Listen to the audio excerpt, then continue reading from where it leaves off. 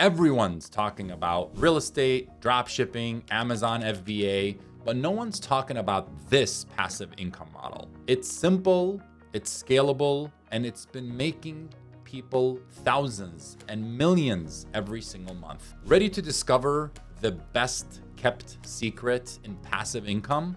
Let's dive in. Hi everyone, thanks for tuning in. This is the Profit from Payments podcast, the show that breaks down how to start and grow your own payment processing business so you can build passive residual income every single month. I'm Michael Gibrael, your host, and over the last 15 years, I've built a 7-figure passive income business in payment processing from scratch. Now I'm here to share the strategies, insights, and real-world knowledge to help you do the same. For more tips, resources, and exclusive insights, join the free community. You'll find the link in the show notes. Now, without further ado, let's dive into the episode. There are so many overrated passive income models like real estate, stocks, Amazon FBA, drop shipping, digital products. I can go on all day long. In my opinion, those are overrated. The reason I say they're overrated is because it actually takes way more time and an investment from you,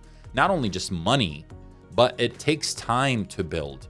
Those are actually full-fledged businesses that don't really have that passive income feel. You could create it. You got to have a lot of delegation, start from all of that stuff. It's not really making you money while you sleep.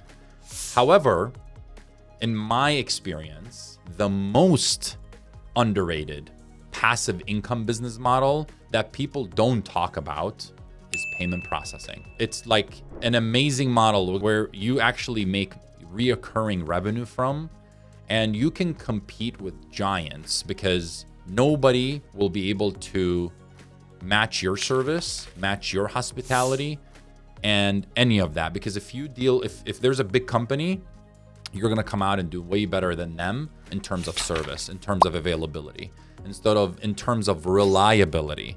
So that's a big deal. So why is it so amazing? Because it provides reoccurring revenue, and not just any kind of reoccurring revenue. Not if XYZ happens. It's a revenue that is a necessity for businesses. Every business has to accept payments, right? So you make money every time a business processes a payment. That's number one. Number two, the revenue that you get from that business compounds every time you add a business. So let's say you're making, $100 a month from a business, and then you add another business. Now you're making $200 a month, and that just adds on and compounds every single month, right? And businesses rarely switch processors. So, ensuring long-term passive income, as long as obviously there's a caveat to that, and which we'll speak a little bit more, you gotta be available. You gotta give that service to them. If they're asking you, for things, you gotta be available for them and give that to them. Your availability, your ability to all of that stuff, you have to be there. Now, the last thing is one of my favorite things that payment processing provide is building equity for you. So you can, once you have a residual, you own that residual. You don't own the accounts because those are owned by the banks, but you own the residual. The residual is yours. It's under your name. You got that account. And let's say you're making $10,000 a month. You can sell it. It depends on many factors, obviously, but you can sell it for a multiple. So I've seen people sell it anywhere from 10 to 40x to 30x. So that means if you're making $10,000 a month, you can sell it for anywhere from $100,000 up to like $300,000-$400,000 from your $10,000 a month. And it becomes kind of like a business, and it's valued like a business, which is a really, really big deal.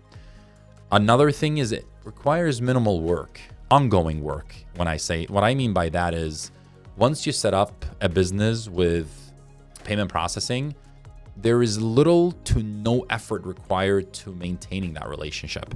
And what do I mean by that? It doesn't mean don't check in. It doesn't mean it's completely effortless. You have to show them that you're still there. They're top of mind. So you're top of mind. I'll give you an example. Like I have many of these businesses, but one of my first accounts 15 years ago was, for example, a liquor store, or I can even talk about a restaurant that I had. But that person is still with me. Why? Is because I kept in touch with them. When they actually need my service, they call me and I'm available, I'm reliable. I actually bank on that. When somebody calls me or texts me or needs my services and they're having an issue, because remember, it's a necessity for business. So if their machine is down or if they're not making sales, they're calling you for help. And that to me is an opportunity to show them yet again why they chose me as their payment processor. Okay, so it's a very important thing. And what that's gonna do for you is a continuous commission residual income. So that is a very, very important thing to do, to think about. Now, another thing is it's like high stickiness. People stick with you and it's very low churn. Again, kind of going into my other point. If you have competitive rates, if you have great hospitable service, if you're giving them the best solution that they can potentially find out there, then that customer is gonna stay with you for years and years, generating you consistent residual income every single month. Another point here is my fourth point.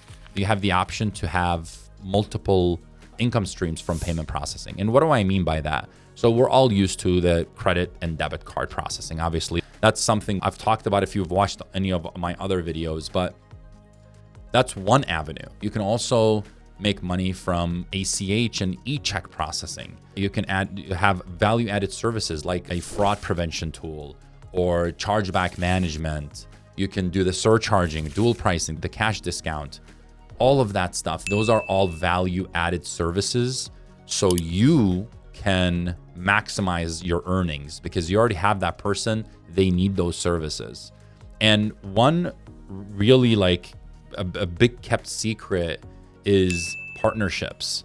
If you have people in your network that you know that are, let's say, for example, the list can go on and on, it's endless. But as an example, let's say it's a CPA firm, bookkeeping firm, or it's a web developer that you know. Well, those people already have a book of business. So when they refer them to you, you go to them, you say, hey, you have a book of business. This is what I do. Refer me business. And obviously, again, no selling here. Just let them buy into you to send their customers to you. And I always take care of those referrals better than me taking care of the customers, the merchants I get, because another person's name in line and reputation is in line. And every time I get those referrals, my closing ratio is about 80%. You don't have to sell them. It's really like that trust has already been created from the person referring. And I can go on and on. That's a completely, I can have a whole video about networking, which I will, because it's so powerful. Another favorite thing of mine in this industry is it's low upfront investment. When I started, it didn't require me really to like put too much capital or any capital up by becoming an agent or a partner of a payment processing company. I just had to use my skills, which, I mean, you don't even need sales skills, but this is how I started in the beginning. But again, utilize your network. You're going to go to your network and yes, maybe you'll take them out to coffee. Maybe you'll visit them at work and that's going to take, putting gas in your car or whatever the case might be.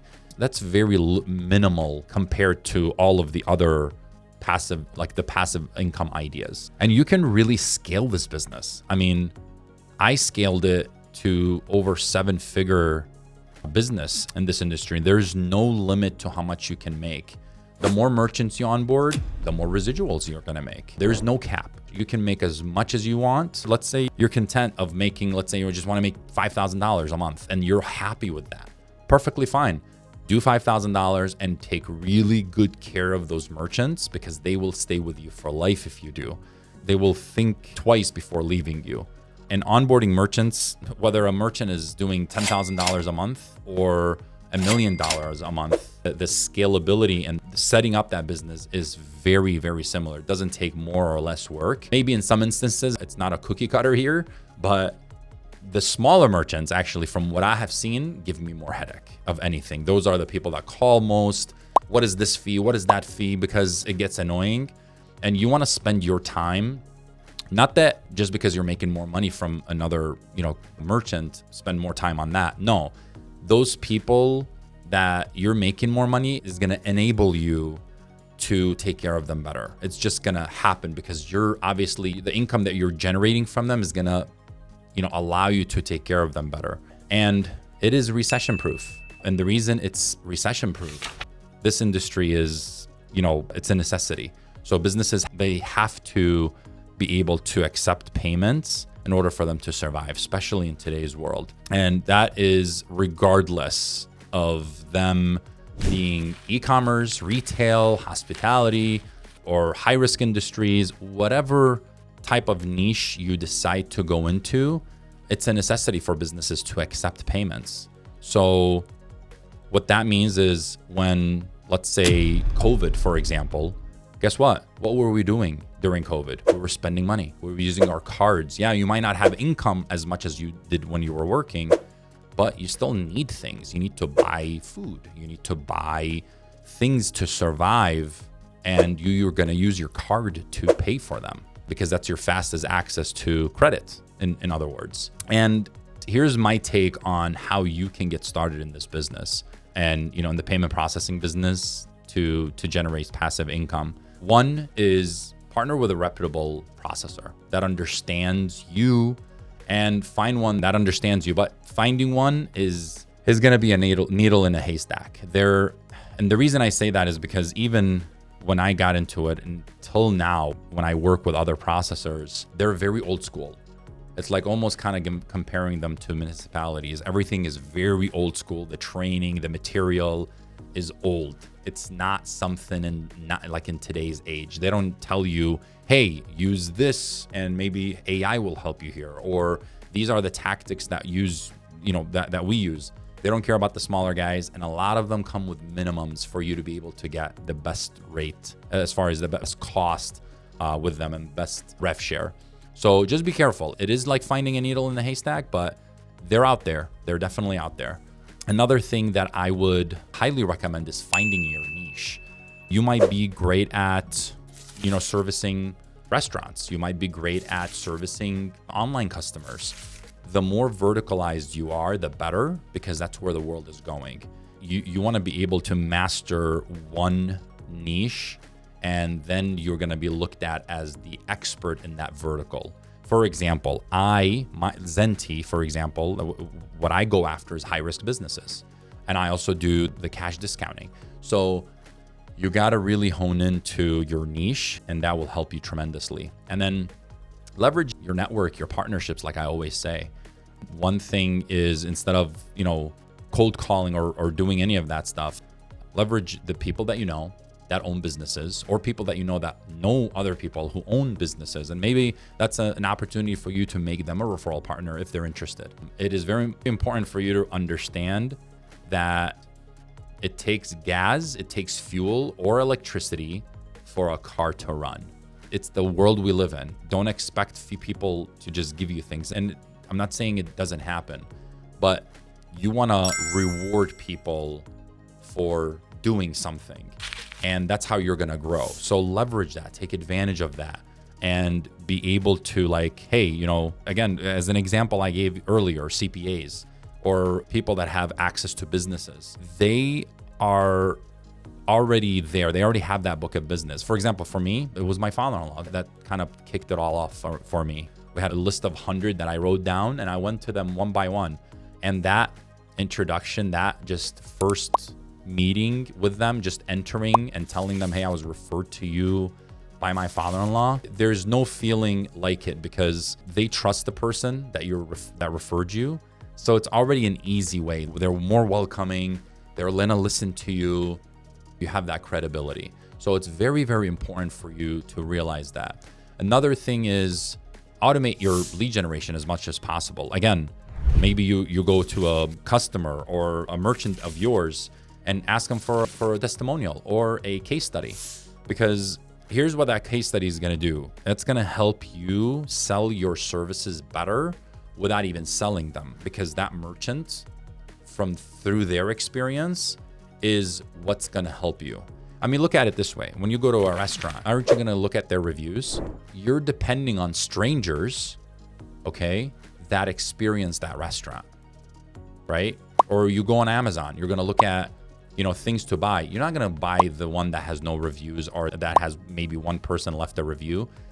You are depending on people's experiences so you can make them your own. So that's a very big thing. And use AI, use digital marketing, social media to be able to attract that, because that's the world we live in. You have to adapt, okay? Make sure you expand into what the world is needing today in terms of payment processing, again, into the adaptability side. Offer white service solutions, be able to help that merchant and let them feel like their friend, you're the person to go to. And, maybe you can, you can figure out, because we live in an integrated world. So people want to be integrated with their cash register or online or whatever they need as a business. It's very, very important to be able to ride that roller coaster with these businesses based on what their needs are. And final thoughts, payment processing is one of the few industries where you can truly earn passive income while you sleep. Because it doesn't take effort for you to go and hold that customer's hand and swipe a card or use tab or whatever it is. It happens automatically because they're going into the business that you signed up and they're purchasing in there, and you're automatically making a piece of that every single time.